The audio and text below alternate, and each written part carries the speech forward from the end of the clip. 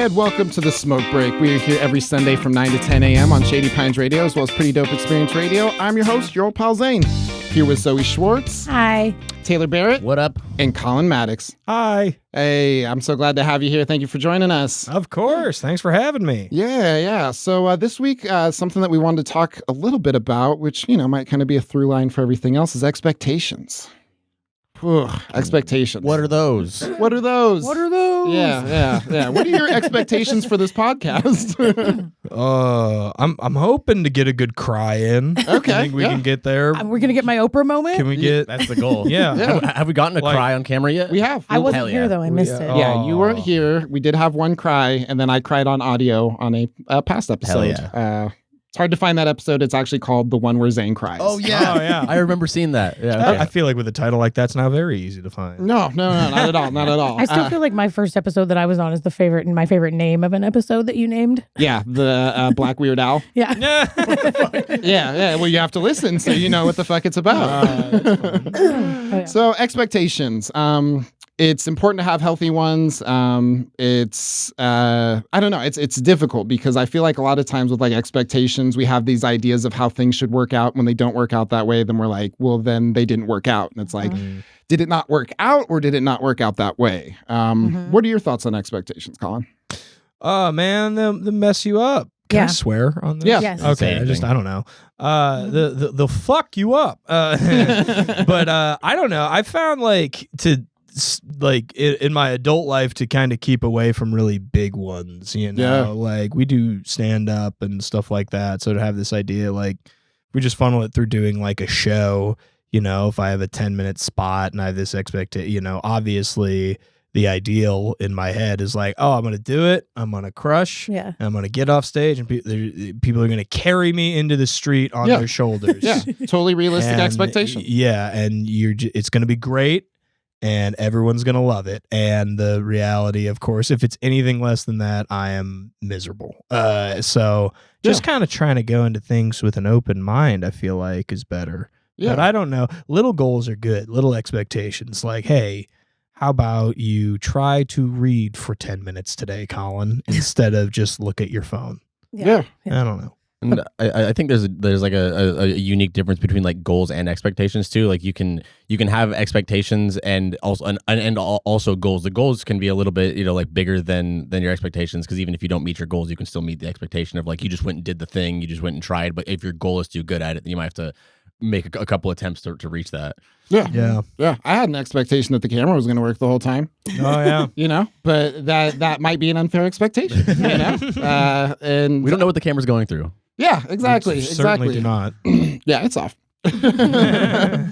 But I kind of expected it to go off. I'm going to be honest. See, an audio only episode.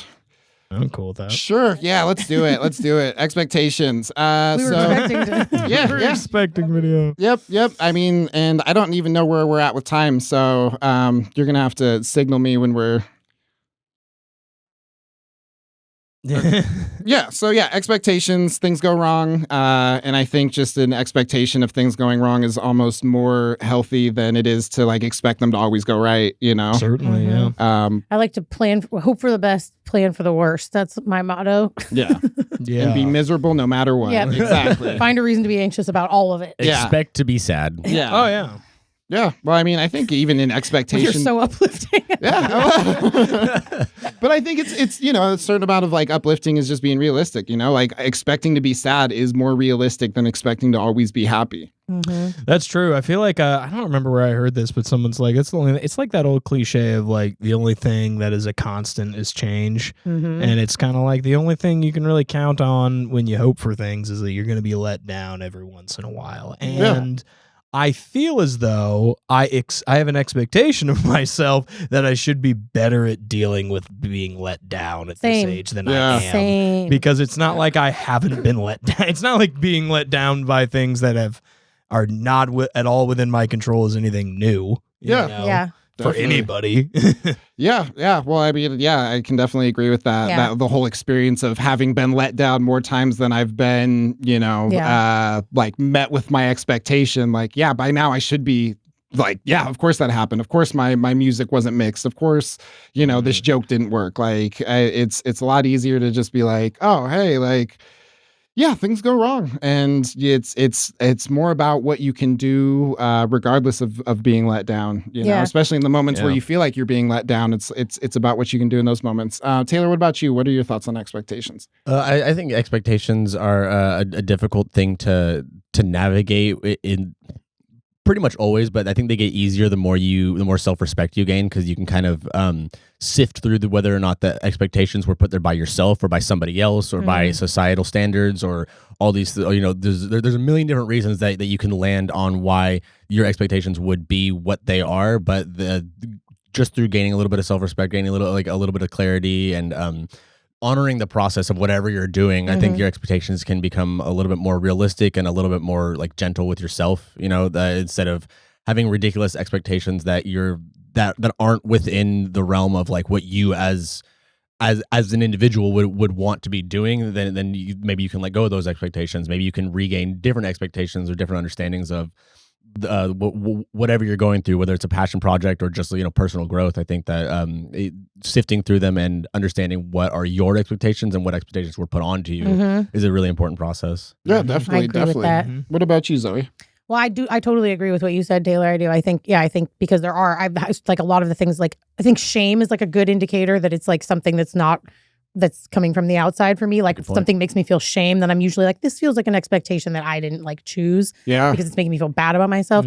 But yeah, so I definitely agree with what you said. But this like making me think about something I've been thinking about lately is like, kind of like what you said, like learning how to navigate things going wrong. Like I think that's because I feel like my whole life, like we're told like if you just do everything the right way, then everything will go right. And it's like that's just not the truth. Like we don't have control over things. Yeah. The only thing we have control over is handling it when shit goes out of control. You know what I mean? Yeah. So I think I've really been thinking about that lately. Like, why am I always so all over the place with my emotions? Like I'm such an emotional person. I'm so sensitive, and I'm like, maybe the lesson is like learning to embrace that I'm always going to be a little bit all over the place and that I don't have to react to, like, I can be like, oh, this is what I'm like, and then as a result, I can have less of it can have less of an impact if I can learn. It's like surfing the wave or riding the wave and not letting it like take you down every time. Instead of being sad that you're sad, you can just be like, oh, I'm sad. That's a normal emotion for me to experience. Let's just, work through this. Yeah. And you can move through it quicker when you are accepting of it versus like, why the fuck do I always feel this way? You know, like, why does this always happen? Yeah. Getting mad at yourself for your own feelings is a big thing expectations have done to me. Yeah. We're cancers too. Yeah, we are. We have the same birthday, me and Colin.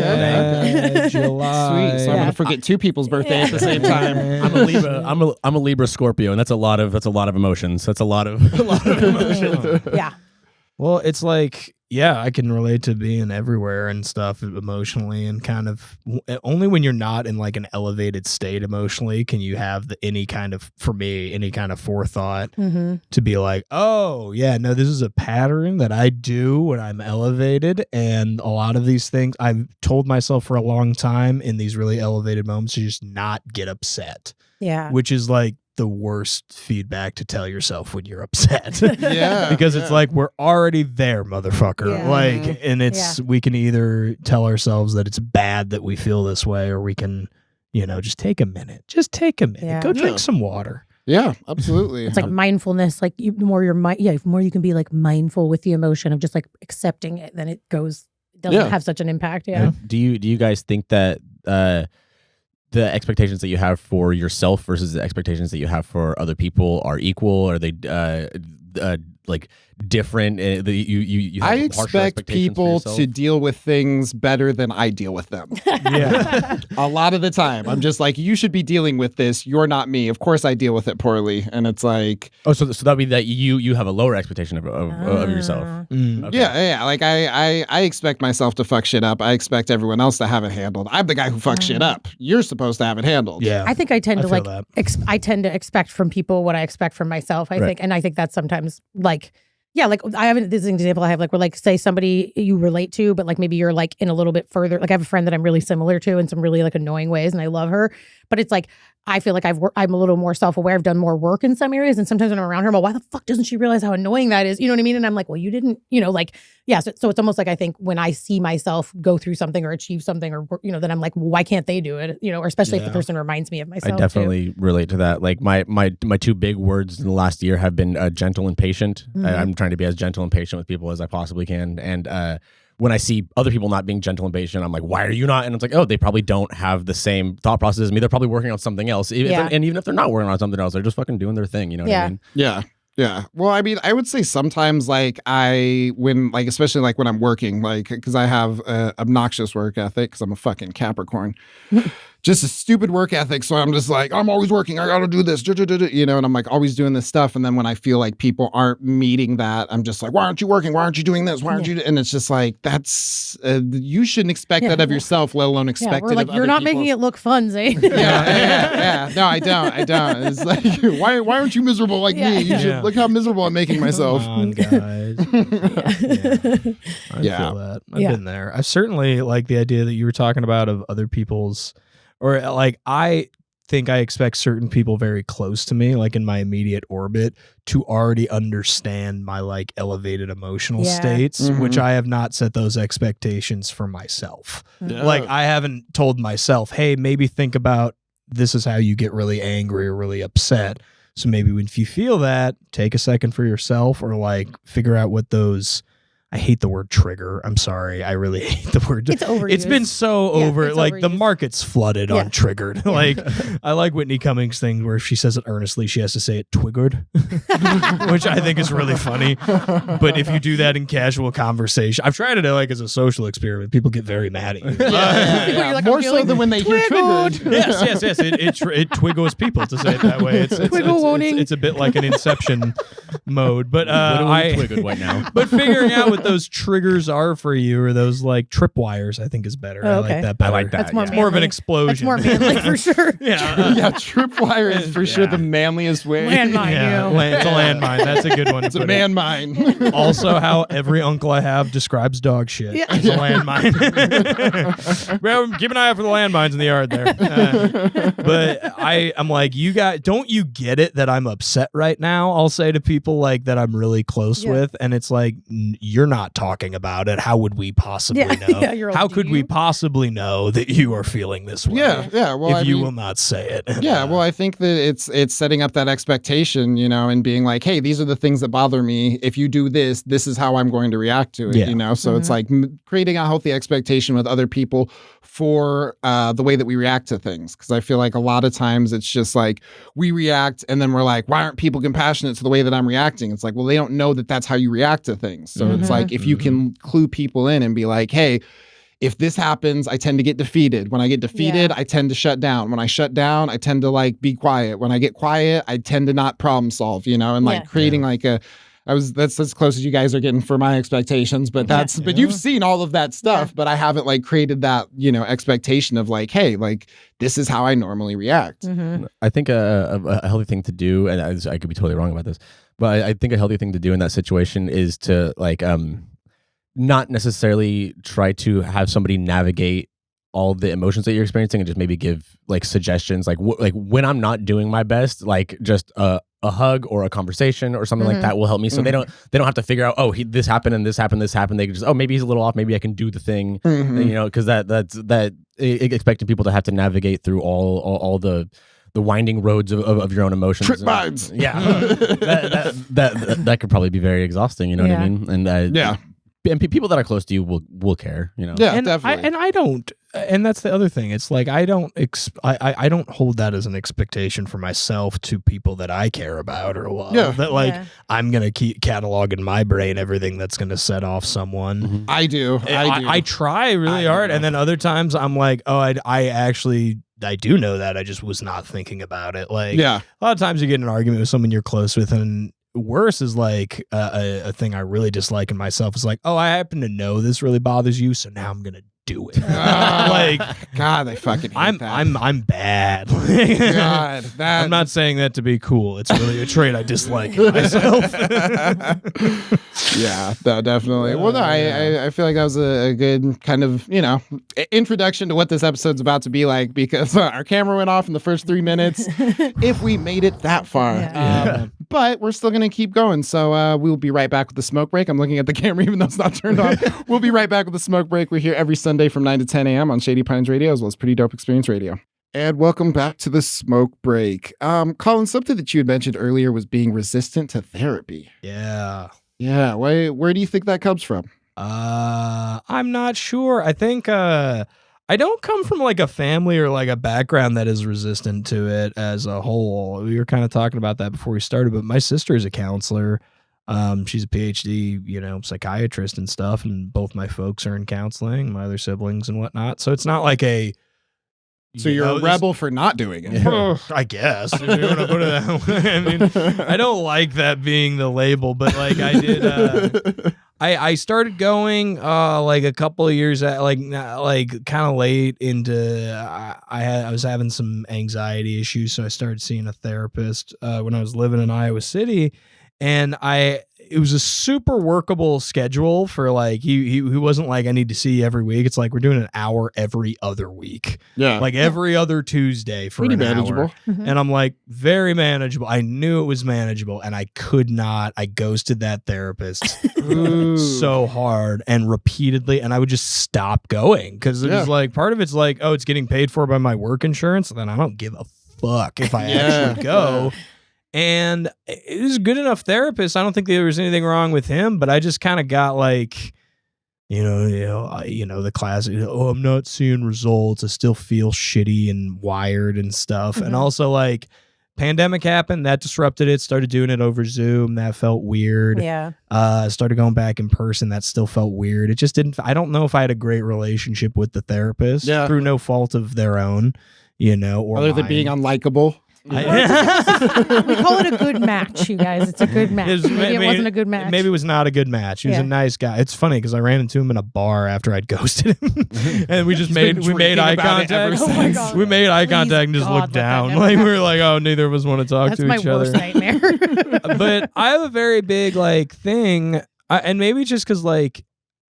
I have a very big thing of like not wanting to involve other people in my issues. Mm-hmm. Like if I have any issues going on that are just me, like in my head, anxiety, depression, whatever, just trying to better oneself, like thinking about how you react to things, the idea of involving another person in that and going out of your way to involve other people in that. And it seems like a luxury. That a lot of people are not afforded, quite literally. And then it also seems to me like, why am I gonna, like, I don't want to bother anybody with it. Yeah. Like, this is it's a dumb thing because I don't think about that with anything else in my life. Yeah. Like, I would never think, oh, I'm having problems in my relationship. I better just think about it by myself. Like, I would immediately talk to my partner or a friend who's in a partnership or a close, a family member I trust. Friend. Yeah, somebody, I was like, just test the water, know.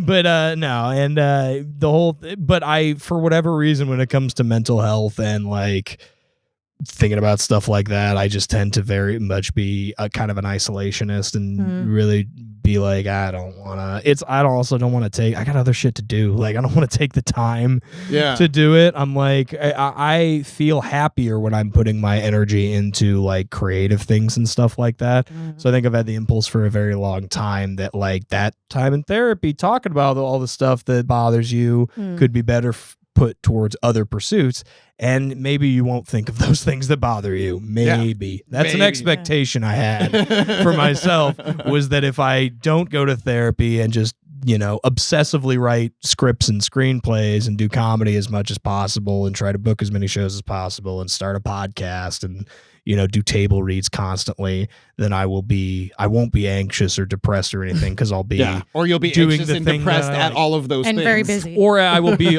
extremely busy and stressed out, and while on top of working a 40-hour whatever, working full time, whatever it is, and Yeah, man. I think there is I think there is a balance of like distraction and like processing that we all need. Like sometimes I feel like I'm like really bad at compartmentalizing. Sorry. And I think like, cause it kind of sounds like maybe a little bit, that's what you're doing. Like you're like, well, these other things are distracting and like that feels better than like digging into it, which I think is like probably really universal for a lot of people. But I think there's a balance of like, there is some of distraction that's healthy. I mean, even like in like with mental health and like therapy, like some of the strategies we teach are distraction. You know, like sometimes it's better to just distract yourself from a really strong emotion than react. Other times it's better to be present with it and like feel it. You know. Anyway, so that's something I've been struggling with a little bit. Like like how much distraction is healthy versus how much like indulging and feeling. But I think sometimes because I'm such a emotional person, like distraction would be valuable for me because I can really get in my feelings about shit to the point where I'm like probably making it harder on myself.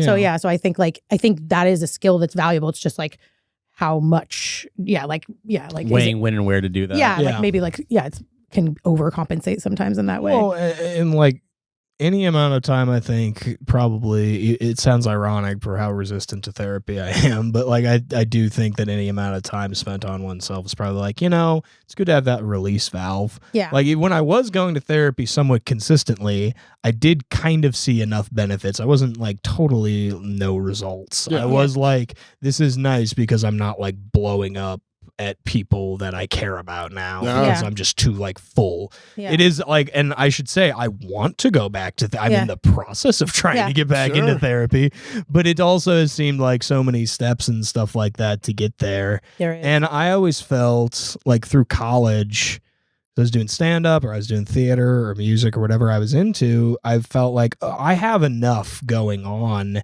and I have the things that I know I'm passionate about. I'm lucky enough to have these activities that provide me with dopamine that I feel like I am taking up like a more damaged person's, I shouldn't say damage, but someone who needs the help more by doing by taking up a therapist. If I'm just going to be like complaining about, I never feel like I have time to write my stories. Like, then like, I feel like I never have time to play Red Dead. I'm like, there's somebody who is in much deeper levels of crisis who could benefit from that professional's time. I see. But I mean, I feel like you kind of end up in a deeper level of crisis by pushing your problems off like that long, Oh, I've never seen the charts, Zane. No, certainly. I have experienced that within like I've been conscious of that going to the negative end for me. Been like, oh, this is what happens when you do that. Yeah. And and it sucks. It's horrible. Well, I mean, I can. Where do you think? Oh, go ahead. Oh, please. I was gonna say, do you have a hunch about like where it came from? Like, in your like, do you feel like there's like a thing in your upbringing where, like, you got the message that like you're like that you shouldn't burden other people, or like do you have any ideas of like where that message? Oh yeah, feel undeserving. Like it's not like you're not bad enough to need it. Yeah, like yes, you're not. Well, I was talking about before. My folks were social workers, and I mean they were both big, advocates for taking care of yourself mentally. My mom explained to me like what depression is and how you should say something if you feel it, like, and laid it out very well when I was really young, which I don't think is something most parents do. I think it's because she's probably been there herself, and she's like, I'm not trying to have you go through that without like having some kind of outreach. Which is great. Navigate it. Yeah, exactly. And awesome. I do think, but if you grow up around stories of, specifically the type of social worker my parents were, where they were child abuse investigators. Yeah. So they worked for DHS, going in and removing kids from like abusive homes, and it's messed up. But it's like we had like my mom had like a film camera, like an old, like it looked like a digital camera, but it popped open and had film. And then later had a digital camera that had like our family pictures, and then you'd be scrolling through looking for pictures, and there would be like bruises on a kid's like face, or like a kid whose leg was like the skin had been scalded off by boiling water. So horrific stuff. And I think if you grow up with a knowledge that is happening to kids your age, I think implicitly you're going to realize that if that's not happening to you, you're in a pretty good position, and you probably shouldn't really complain. And also, there's just a pervasive thing in the Midwest of you keep your head down and do your work, and you do not talk about your problems with other people, because it then puts them in the position of having to help you. And I don't think Midwesterners like receiving help, because we think in a very roundabout way, and I know this is a big thing throughout my family, and it's like receiving help is it's saying I'm weak. Like it's saying I'm not good enough to do this thing. Yeah. So please help me. Mm-hmm. And that is even when like in like text, people will overtly say like, no, when you're struggling with something, talk to people, and work isn't everything. Your parents will come to like be like, talk to us about this type of thing. There's still something that like lines every interaction with, but you'll eventually like stuff that down and get back to work, right? Like, eventually you will figure that out. And I think there's a lot of people throughout, and it doesn't stop in America, obviously, but throughout the country that there is a like cultural, geographic like issue to mental health treatment and like just talking about it. And I don't know. And also like I had friends who dealt with like, you know, horrible home lives and addiction issues growing up. And since I feel like I didn't get like anything horrible, nothing but horrible befell me, that I was like, I don't feel like I was like, you know, it just doesn't, it feels like wasted resources. Yeah. You know? Well, I feel like a lot of people think that like, they get into this mindset that like, well, because I don't have it the worst, that must mean I don't have it bad. And it's like, that's not validating the part of it that's bad. That's just, you know, and things power. Are not a binary like in that way. Like you can't say, well, this is bad, so what you have is good. It's like, well, they can both be different levels of bad. Well, like exactly. That makes me think about how like what's traumatic to one person is not necessarily like our trauma is individual based on how we experience the trauma, not based on what happened to us per se, like objectively. That has taken me a very long time. I'm still not really there. Because I'm like, well, my parents didn't smack the shit out of me growing up, so I guess I didn't have a traumatic childhood. Yeah, I literally have this. No, I have really similarly recently realized that like both my parents were present. You know, like they were loved me, whatever. And I was like, how do I have these like attachment issues? Like I totally have like anxious attachment probably. And like, what if I don't know if I fully believe in that, but I do. Like I'm naturally I've just been anxious from birth, I swear. But yeah, like, but I always didn't give myself permission to be like, I have trauma, because I was like, why am I like this? Like my parents were there. And then finally one day I was like, no. Like I learned more about like how you can still be traumatized by present parents, you know? And just everything in life. Most people with daddy issues have dads, you know? That's a good point. But that's a really good point. Yeah, like not giving yourself permission to say I'm traumatized because you're like, it wasn't bad enough. That was one thing that one therapist did well, is that I'm like, well, but you know, he said something where he's like, no, that's fucked I'm up. like, so what's wrong with me? I just straight up asked that after like a month of seeing him. I'm like, do I have anything? Like, because there's like diagnosable like mental illness in my family. There's bipolar disorder and stuff like that. So I'm like, yo, any of that? Like, poking up. And then he's like, well, you've talked about having panic attacks, so you got panic attacks, and that's fun. And you've talked about feeling like suicidal, you know, so you depression. And I'm like, can you like diagnose me? Can you just tell me like depression? Because the other thing, and it goes very like paradoxically along with not wanting help, is also I'm a bit of a hypochondriac. Like, and I inherited that a bit from my mom. Like hers is like physical. I'm like, mine's mental, because I never have felt like okay, like all like with it, and I'm like, oh, I must have Cotard's delusion or something. You read about something and you're like, oh, that's fun. Like I got that. Like, you know, my mom had the very much like mental illness hypochondria, so like that made me really resist it, because like she thought she had everything, so I thought I had nothing. Which was wrong.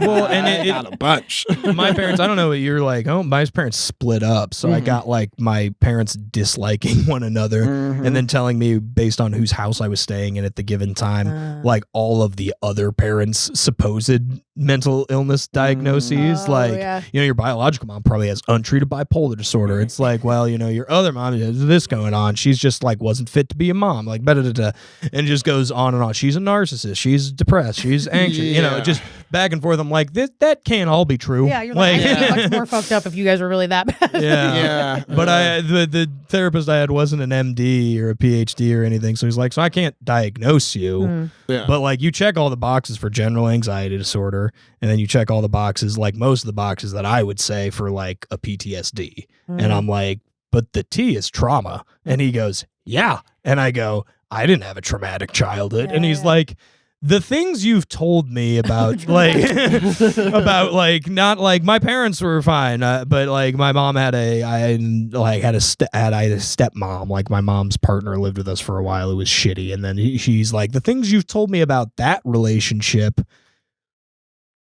Trauma, buddy. Like, like he's just like, I feel like I don't need to tell you more than just drop the category of things we talked about. Yeah. And you kind of get that. I'm like, but I wasn't in war. Isn't that for war guys? Yeah. Exactly how I felt when I was told I had PTSD. I'm like, I'm not a POW. I'm not. Yeah. Like, what's going on? Yeah, it feels. I lived above a guy in an apartment, a Vietnam veteran who had like proper combat PTSD and like no fireworks PTSD. Like no fireworks, couldn't like he called the ambulances on himself like routinely because he's just like, I'm gonna do. He was thinking about taking his own life and he was just needed somebody to like hold him down essentially. And that was terrifying. And then of course that's around the same time I'm getting into therapy, so I'm like, I do not have PTSD because that's PTSD. Like I'm not like, but it's like many things people talk about today, and as we're kind of finding out with many things, it's a spectrum, and there's varying levels of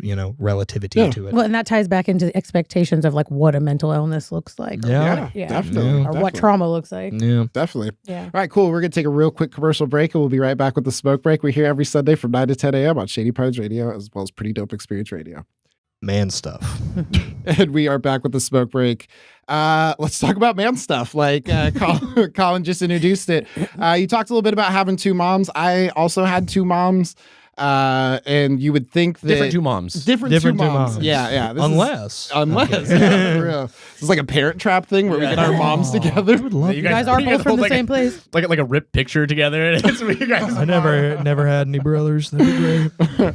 But I think that there's like this expectation that like, oh, you were raised by women, so therefore you have like all of these. You must not have any toxic masculine traits, and it's like, no, that's not how that works, because toxic masculinity is ingrained in everything. So it's very interesting to see how these things play out, because you need a little bit of distance to like talk about it and to think about it, because it's just your folks, I didn't have like verbiage for any of this until somewhat recently, and having people that also know your parents. Like I talk a lot about with as I think many like relationships do, you just sit and shit talk each other's families, and you're just like, I think your mom has this thing wrong. I think your mom has this. And it's like, but talking that stuff out does kind of help put stuff in boxes, I feel like. But yeah, I can certainly lay claim to both of my folks having a bit of toxic masculinity edge to them, despite them both being women. Yeah. Well, it's like, I love you, Mom. So something that my mom used to say, because I was always like this really sweet kid who's just like, I'm going to find a girl, I'm going to marry her, and it's going to be, and she's just like, find him, feel him, fuck him, forget him. And I was just like, goddamn. Whoa. You're a lady. For real. Like, but that was what she was taught, is that like, relationships aren't, like you need to, like something she would always say to me is, you need to stop looking for Mrs. Right. You need to find Mrs. Right now. And I'm Jeez, Louise. Yeah. It sounds like she was trying to preserve your like emotional state. She didn't want your heart to get broken, so she didn't want you to invest into somebody that was going to fuck you over with these like whimsical dreams that you were having. But those are very normal things to want to feel. Yeah. Especially as a child. Like, it's pretty gnarly to take away a kid's idealized version of love. Kind of what happened though. I mean, our parents do that anyway, but indirectly. Well, my folks did it subtextually by not being together. Your mom skipped a lot of steps and just went straight to the throat. She was just like, she just became a bro instantly, and I was just like, what do I do with this information? Cheers you in a fucking Coors Light. Yeah. But I mean, I think that like masculinity is like this hard thing to like try to put together, because it's like, if you don't have a male figure, where do you look to be a masculine? What is your idea of a masculine figure as a man? Or like as a woman looking for a man, like where does that ideal come from? Yeah. No, I think about that with my dad. Like I feel like my dad really just like, I love you too, Dad, but he didn't give me any like messages around like what, like, because I was like, how am I going to apply to this? But yeah, I think like the masculine influence in my life, he didn't do a lot of like protecting or like, this is what men are like. Like I really had to learn all that stuff on my own. He didn't really arm me with that stuff. And the older I get, the more I'm like, how come my dad didn't like warn me about what assholes men were? Maybe because he's one. But we're not that bad. Yeah, and the other thing is it can be rough though. Like I don't know what you got, Zane. Did you have two moms growing up? Like they were both present? Yeah. Like are they together? They were together, and then my mom's like dated a lot. Okay. So I have like for Father's Day, I call 5 women. I was like, hey, thanks, lovable. dude. I love that. Oh, so you're still good with like the steps? Yeah, some of The them. exes? Some of them. Yeah, Some yeah, of them. that's Some of them. Yeah, not there's- so much. Well, there was one of my mom's exes like wouldn't let me sit on my mom's lap because she thought it would make me soft. That's not her call. Yeah, it's really the in and outs. I don't want to generalize. That was a woman. I don't want to generalize like A gay woman. gay women, but I feel like when there's step parents and like lesbian couples, it's fucking. You ever see that movie Running with Scissors? I think I have, but it's been a long time. It's like it's a mental health like thing. It's based on a memoir. Saw the I Weird think Al it's been- movie, but- Yeah. But it's there's the Annette Bening's a mom and she comes out as gay and she gets a girlfriend. The girlfriend's just horrible to her kid, and I was like, I had to turn it off. I was like, I can't watch this. Like she was just like. It was twiggling. It was twiggling. There's so many twigs snapped. But yeah, because I don't know about you, Mike, because my folks have like both my moms have a lot of brothers, like 3. I have 7 uncles total, damn. both sides God damn. put together. So and they're all like small town Iowa dudes, and some farmers, some of them, and both of my parents had a thing of like when we went to family occasions to be like, we need to give Colin to his uncles so they Yeah. can teach him how to be manly. Oh, God. Yeah. Like it was like they're like, we're gonna send you for a weekend with your uncles and they'll toughen you up. Like Yeah. but I also think both of them being kind of tomboyish growing up in the scenarios, they learn to like get respect by Yeah. presenting as very masculine, which is I Yeah. think kind of what we talked about a little bit before going on air, and gave that. My mom used to like, it's very pleasant. I think it's funny. I was like, my mom never smacked the shit out of me. I was about to say, my mom used to smack the shit out of me as like fun, like when we were like playing football or whatever. And the dog would get really riled up. Yeah. Basically, if she would like push us around like lightly, the dog would like howl and bark and like be protective. And my mom thought that was a fun party trick. So she would be like drinking and have people over at the deck, and she would just start like a Midwestern uncle or a dad just start like shoving you and like putting the elbow just to freak the dogs and be like, hey guys, watch this. They're gonna come in, she's gonna try to help the kid. It's gonna be funny. And she would just start like smacking you in the chest and stuff, and you'd just be like, and then the second you'd be like, ow, it'd be like, are you fucking pussy or what? Like she's just killing Miller Lights and Marlboro Marlboros and just crushing darts, and I'm just like, My mom was a Marlboro. yeah, exactly.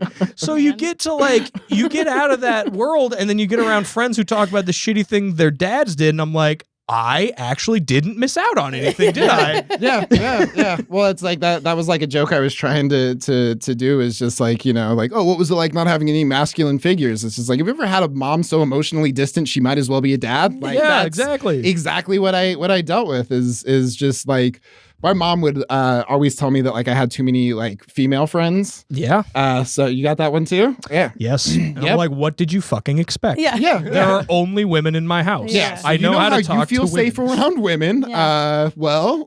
Yeah. And I got my parents pushed me into I do a bit on stage. Like my parents made me do sports. I was very from the outset not good at it and not really into it. Yeah. But they're like, he needs to be like my sisters. Yeah, exactly. My sisters were both step dancers. They did like Irish step dance, Oh, right? nice. And they were really That's good gangster. at it. And they toured for it, and they got to do damn. shows on St. Patrick's Day, and they got to compete, and they were nationally ranked. They were really good at it, Wow. both of my older sisters. And I like was their roadie essentially. Yeah.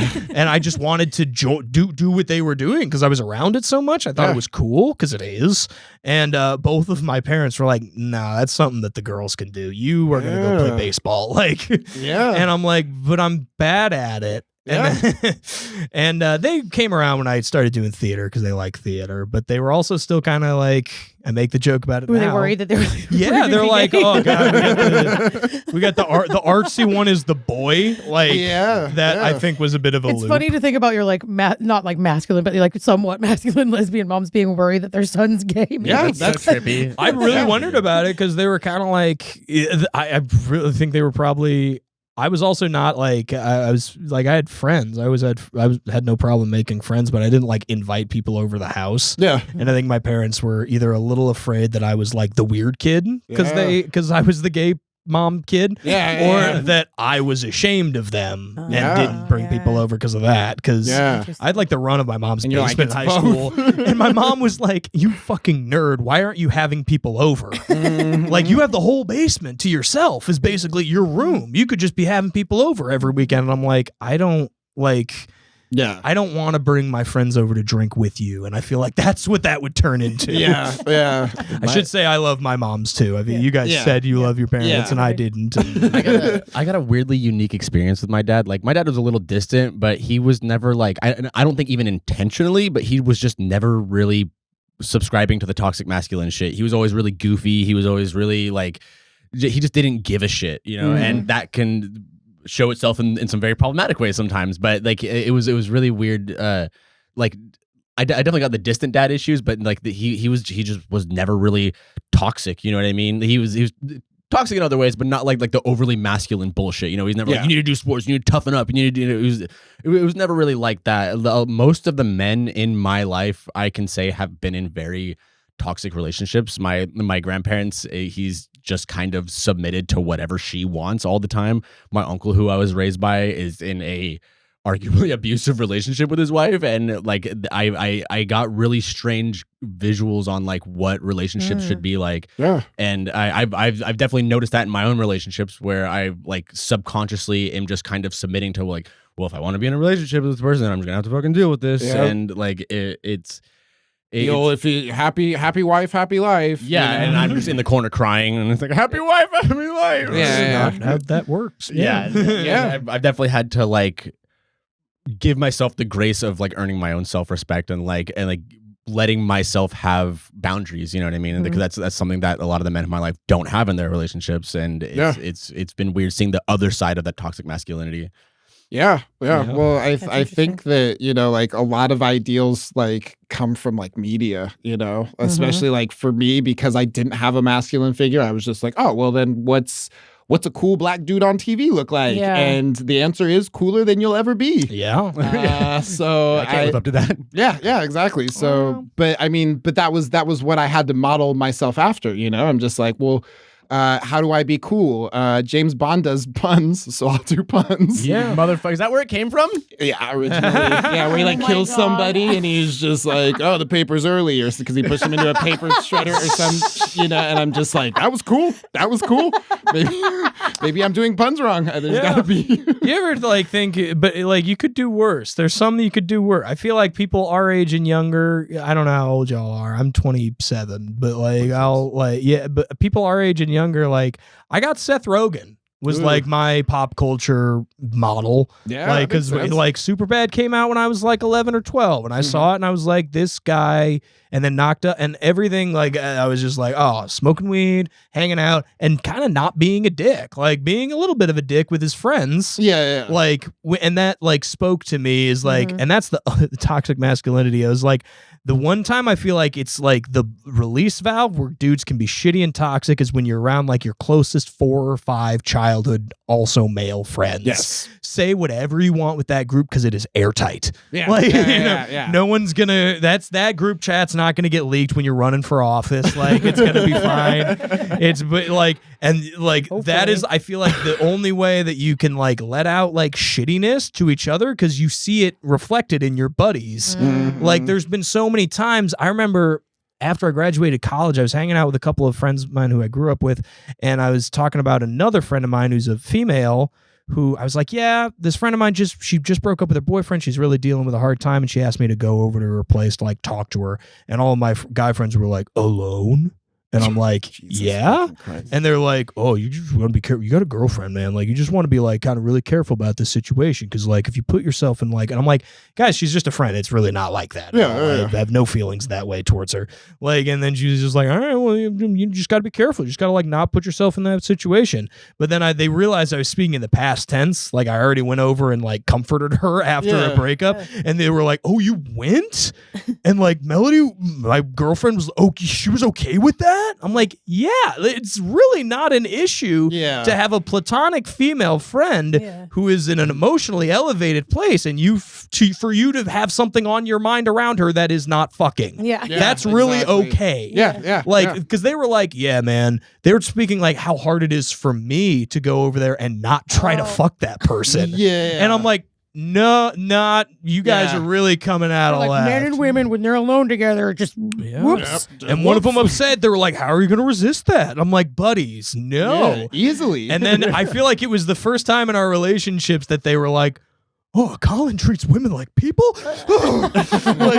like kicked you out of them all, and they were all like, and then, they're all kicked you out of the group chat. They're just like, what a weirdo. And it was very interesting, and like it's been fun to see the cracks, because one of them brought up recently, they're like, remember how they were talking to me, they're like, remember, Colin, how we would ask you to like go talk to girls we liked for us?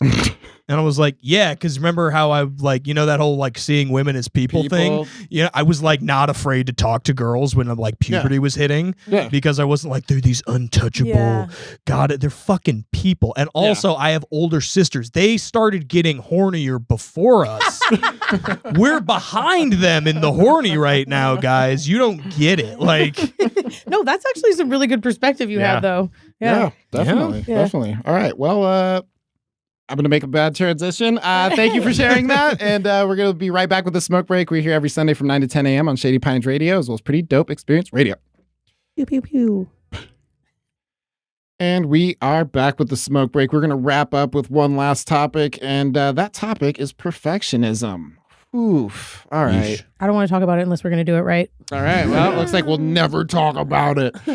Perfectionism. It's so difficult. It's something that I feel like holds me back. Like the idea of what could be perfect stops me from creating anything that could be good. I wanted to touch on that too, because there's like specifically what you said, the idea of wanting to be perfect. It like the more passion and respect you have for something, especially if it's like a hobby or like comedy, for example, if you know exactly what you want comedy to sound like, if you have the utmost respect for the hustle and the way jokes are written and everything like that, then you have this insanely high expectation of how you want it to be, and it's really easier for you to like, well, I didn't make 3 callbacks and a plot twist and this and this and this, so it's not good enough, and that's really easy to like beat yourself up because you aren't meeting your own ideals of like what perfect is or what you want to be accomplishing in that. And that's held me, and I'm sure a lot of other people, back from doing a lot of things that they want to do and that they're passionate about. Yeah, definitely. Zoe, how does perfectionism show up for you? Yeah, I was thinking about it like in relation to like a show that I produced and like had really successful, like amazingly successful, like first 3 shows. And then the last 2, it's like summer is harder for comedy, whatever. But it was bringing up these feelings because I had this moment of like, why am I don't even want to do this anymore? This sucks. And then I was like, and I talked to my mom about it, and she was like, well, you have this weird thing where like you'll be really good at stuff like right off the bat, and then you get humbled when it's like you have to go through the gauntlet like after you already realize you're good at something, or that you had this like luck or whatever you want to call it. So yeah, I think for me it's like I have a really hard time still enjoying things when I'm not perfect at them. Yes. And I mean, perfect is like a relative term, right? But like, yeah, like with comedy, it's like a lot of I beat myself up a lot, like when I have a mediocre set, you know what I mean? And I'm like, I mean, it's been a really good like journey for me to like be more comfortable with imperfection. But I think it's like, just really sensitive, and I like to be good at stuff. And so it's really hard to still be like, I like this thing, even when what you make doesn't feel great, or what you produce.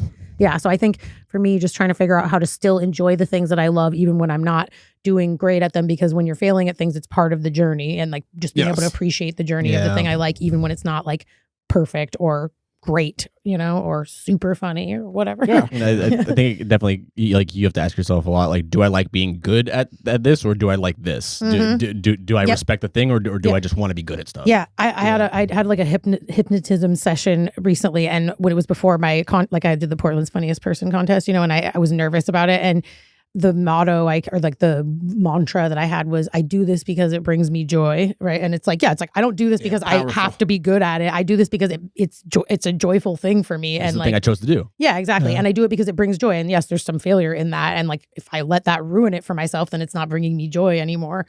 So yeah. Well, and we romanticize this idea, especially with art, of the tortured artist who sacrifices like every part of themselves for the thing that they create, and we think that that's, I don't know about you guys, but I grew up thinking like that's fucking cool. Like that's what I want to be. Yeah. Just totally committed, man. 100% in or out. Yeah. And the thing is that you can't do that in my like experience without really turning off some very essential and joyful parts of your psyche. Like that attitude has caused me to hurt people that I love. You know, that attitude has caused me to not be the best person that I can be interpersonally.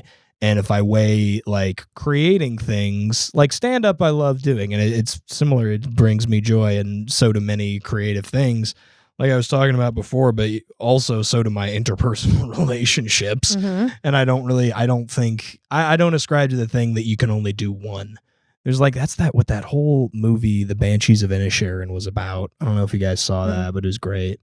It's all about sick name. What the fuck? It's Martin McDonagh. It's the dude who made In Bruges, but it's like two friends they're going through a friendship breakup, and one's very much like I'm going to commit the rest of my life to art and interesting things, and the other one's just a nice guy, and it's the battle between being like a decent person in interpersonal relationships or being like important, and that's what it is. It's like I feel like.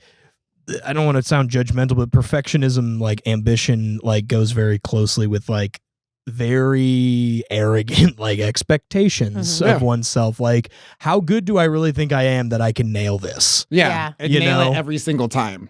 Do I really think that highly of myself? No. And I don't know if it's because of my growing up experiences, but like sports, school, all the stuff I was told I should be good at, I wasn't. And then when I found like creative pursuits and like showed a little bit of promise in them, that became the thing I was willing to sacrifice everything else for. So I'm very accepting of not being perfect in just about everything else. But I have one or two things that if I'm not perfect at them, I'm very, very upset. I can relate to that hard. You know? It's just like, this is the only thing I care about. Why am I not good at this thing? Like, totally. And you start, and it's not that you're not good. It's just that you create an expectation for yourself that is unachievable. Like, it's the whole like Van Gogh thing is super romanticized, where it's like he was perfect, but he was crazy, and he was crazy about how perfect he was, and he was this brilliant tortured artist, like you said, and it's like he was suffering, absolutely suffering, and he happened to be so dope with the easel that like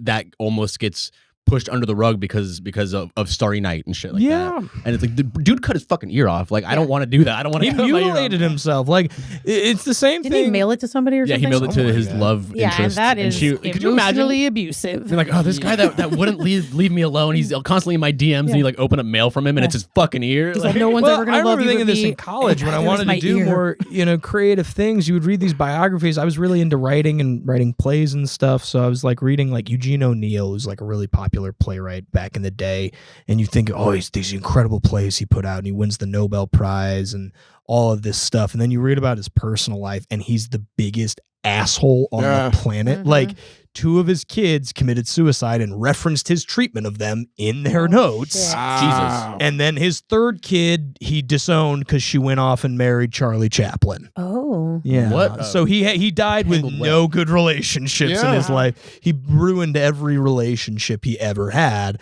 And it's like the Faustian trade-off. You want your soul or you want the world, you know? And we've been dealing with these kinds of issues for forever. It's everywhere in our culture and in our art. And like, you're just it's like just waiting for when the wave's going to hit you. And like, how do you kind of keep your head above water a little bit? No, I think, you think about that. Like, I think about like John Lennon or whatever, people are like, oh, he's so great, and it's like, he's like totally he was abusive to most of the women, all he sorts wrote that one song. Tupac. There's just a lot of power for people, or people that that gain a lot of clout. It's what makes like, not to get like really topical, it's what makes like cancel culture very like ironic to me, because it seems to be the takeaway seems to be we want our artists to have the same morals as we do, but achieve at a level. But we also want our artists to be really fucked up. And I'm sorry, you don't get both. You don't get like Roman Polanski's crimes without Roman Polanski's art. Like, kind of sucks, but and certainly not justifying any of that. But it is a very interesting kind of paradox. Like, we want our art. It's like the Bill Hicks. Like, you want your rock stars dead. And there is this expectation. like you want your artist to be messed up because you think that's what makes them good, and we implicitly romanticize that through like tabloids and everything, with zero regard for like the effects it has on the artist's head, and then we then completely abandon them and assume they're horrible people when they step a foot out of line. Or like, how did you due to those same things that we're lauding other artists for. Yeah. You know, it just seems very ironic to me, and there's levels of ignorance. It's like you don't see that. Yeah. Yeah. Well, and I think that over romanticized, like I have to be a tortured artist, otherwise I'm not really an artist. If I'm not suffering, then am I really even an artist? It's like we have these fucking just gross ideas that like kind of send artists and make artists resistant to therapy because they're like, well, I don't want to fix the thing that makes me creative. Lose my spark. Yeah, lose your spark. Here's what's messed up. I just thought of this. Before I knew I'd ever written like a song lyric, tried to do anything like creative or cared about it. Oh yeah, I'm sorry. No, you're good. And cared about it. Like I had a poster of Kurt Cobain on my bedroom wall, and all I knew about him was that he killed himself. Yeah. That he was a songwriter that killed himself. Yeah. And I thought that was cool. Yeah. Because I had this idea. I was like, oh, you're going to be sensitive. You're going to be an artsy. You're probably going to be really fucked up. Yeah. And like, I didn't even think about it till right now. Yeah. I'm like, that's messed up. Yeah. That I took the tragedy of the bad mental health before the thing that he's known for making. Yeah. Like, fully swings the other way. I think what you're mentioning earlier, like you have to acknowledge like an artist, like especially if you're going to romanticize like the insanity of an artist, you kind of have to accept that that's a part of them. Like I'm a huge Quentin Tarantino nerd, but at the same time, you kind of have to accept that he's done some shit to make those movies that are a little bit fucked up. Like weird guy. Like when he saw a scene, he was like, no, you're not choking her right. He just did it himself, and he like choked out Uma Thurman, and like that's pretty fucked up to do. Yeah. And you have to acknowledge that he might be a little bit fucked up, and he might have done some fucked up shit to make that ridiculous art. Yeah. Mm-hmm. Yeah. Well, I mean, and I think just like having that separation, you know, and just trying to separate it as best we can, you know, where we're not like romanticizing being mentally ill, but we're also like holding space for the people who are mentally ill. Like when they do have those breakdowns that you're just like, oh, that person who was mentally ill before they had a breakdown. Maybe I should have compassion for the breakdown and not just, you know, like they only become humans once they step out of line. Before that, they're just somebody up on a pedestal that's like, that can do no wrong. And the second they do wrong, that's when they come tumbling down. Especially now with the amount of social media and PR, you know, that's just, they build them up so much. I think that's why, like, I was thinking about like the whole Britney Spears thing. And I was kind of like, back then I thought it was kind of interesting and funny because I was younger and dumber. And like now I have a lot more compassion for it. But I think that it's really similar to that, where it's like, seeing somebody, I think part of the reason I liked it or thought it was interesting is because it was like, that's what fucking happens to people when you fucking do that, you know, when fame does to people. Like, I think it was refreshing to see the reality of what can happen when we put so much pressure on people to be a certain way and to be perfect. So. Would you shave your head? Yeah. Like, I thought it was funny, but I thought it was funny because I think there's a part of me that was like, that's what fucking happens when you do that. Not like funny, but, you know, like I was interested in a way that I didn't understand. Now I think I understand None of more. it didn't make sense to me. I remember thinking at the time. Yeah. Mm-hmm. I was like, you made her that way. Yeah, like, I think that's why that we got to see it for once, and like for once, I mean, not that they talked about it nicely, but no. But I think that there's more compassion for some of those situations, like even Amanda Bynes, where we look back and we're like, oh, okay, so the thing that was making you react like this was the fact that, you know, this was happening and this was happening really and this sad. was happening. Yeah. It's making me think of every female that has ever had a bad reputation in Hollywood. Yeah, definitely. All right, well, that has been the smoke break. Colin, I'm so sorry the camera went out, but it was a fucking treat talking to you. Yeah, thanks for nice being to on, come, Colin. and it's okay. Yeah. Don't expect too much. Yeah, don't expect too much. Deal. All right. Maybe we'll find out that you guys are long lost brothers someday. Yeah, well, let's need to find that rip picture, man. Let's get that rip picture. All right, that's been the smoke break. We're here every Sunday from 9 to 10 a.m. as well on Shady Pines Radio, as well as Pretty Dope Experience Radio. Thank you so much. We'll see you next time. Bye.